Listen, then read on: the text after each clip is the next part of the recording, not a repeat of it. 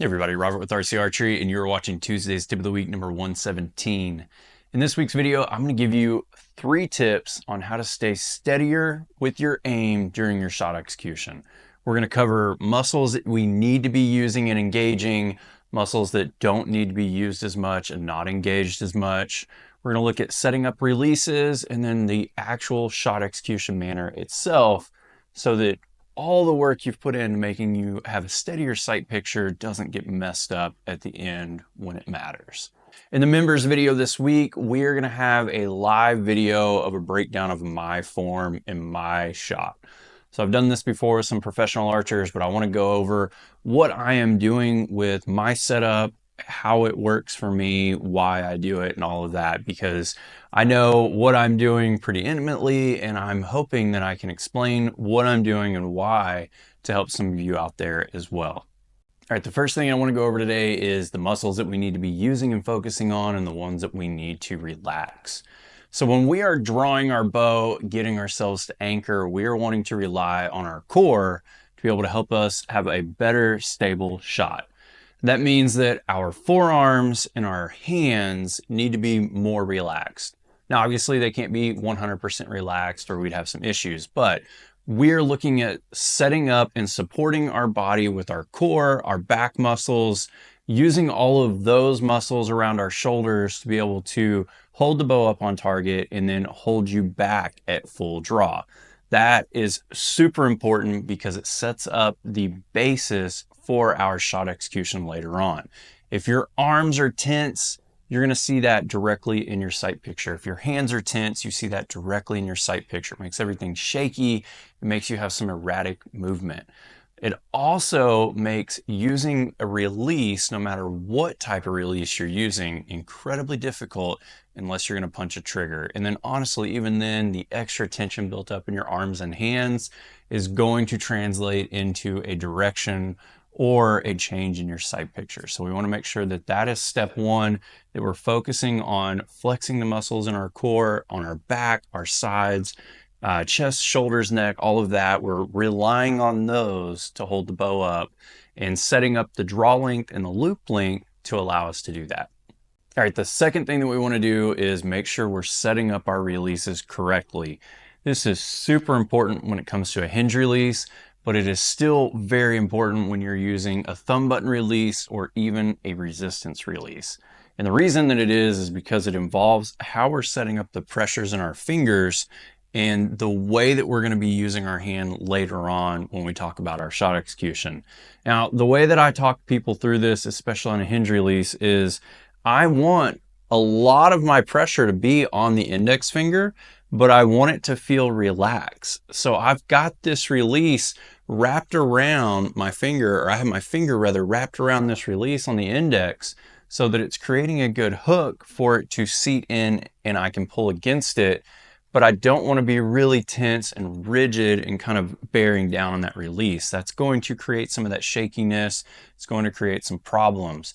We also want the index to be relaxed to a degree because it will help impart rotation, whether it's rotation to fire the hinge or rotation to let the hand stretch and drive the trigger of a thumb button into the thumb itself. So the way that I walk people through that is we want the outer fingers engaged, but especially on a hinge release, we don't want all of the available rotation taken out when we get to anchor. We want to make sure that we can still get through this release and then have some natural rotation still happening through that release as we're actually expanding later on and going through that shot execution. So I would recommend having relaxed index to about 40-ish% degree. So about 40% relaxed on an index finger. It's relaxed, but it's still engaged. And then when we're drawing the bow back, settling down into anchor, I'm looking at having probably a 60-40 split, 60% of the draw force on the index, 40% on the middle finger. Or if you're using a hinge release and a little bit more timid, you can do 80-20 and just allow yourself to relax out a little bit better at full draw while you're kind of getting used to that.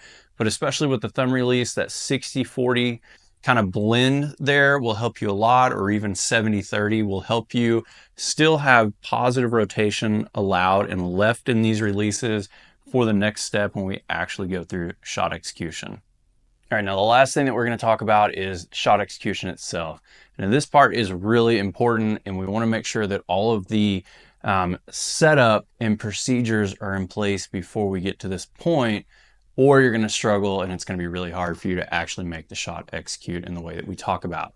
So what I am doing when I work through my shot execution is a combination of allowing the holding weight of my bow, the force of it wanting to pull the string forward, and pairing that with me adding a slight bit of separation and distance between my hands. So between my bow hand and my release hand, I am slightly and very slowly and minorly separating those hands out while allowing the holding weight of the bow to help my hands stretch, help the release rotate, rotating the hinge, driving the thumb into the thumb trigger if it's a thumb button, or if you're using a resistance release, it's the same process. You're just going to set it up with the tension needed as you're taking that distance and spreading it apart through your hands and working through this shot with the expansion. When you're doing this, we want to be careful to not get tense with our hands, and we want to be careful to not have fast, quick movements here. This is not a race to make the bow fire or make your release go off. Your job here and what you're trying to do is maintain a steady float while you're increasing that distance of separation and allowing that holding weight to work with you. If you start seeing that your sight picture is bobbling, messing up, something is wrong, one thing you need to look at is timing of the release if it's a hinge, pressure on the trigger if it's a thumb button or a resistance release, and you need to make sure that you're not rushing and doing things too quickly. We want to make sure that that's a slow, steady stretch of the hand, just letting it give to the additional pressure of you separating the hands with a little bit of push and pull on the bow hand and the release hand, and that holding weight trying to pull the string forward out of your hand while you're essentially creating the separation of the hands to keep that bowstring from pulling it forward and you creeping. You're just maintaining steady pressure against the wall, slight increase, and that's what actually fires the release on its own timing.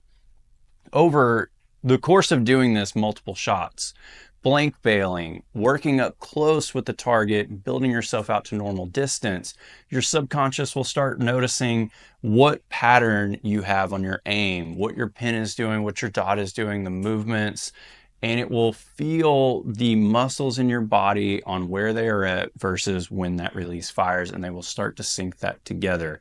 Allowing that to happen, staying out of your own way, is going to help you have more consistency from one shot to the next and have one thing to focus on, which is a slow, consistent movement, maintaining your back wall pressure and maintaining a steady sight picture with what you're seeing downrange. Guys, if you want some help with this and need some additional coaching, reach out to me and let me know. My email is down in the description of this video. And if you would like to be a member of this channel to see some extra content, this week's video is going to be a live feed where you can interact with me, talk with me, all that fun stuff.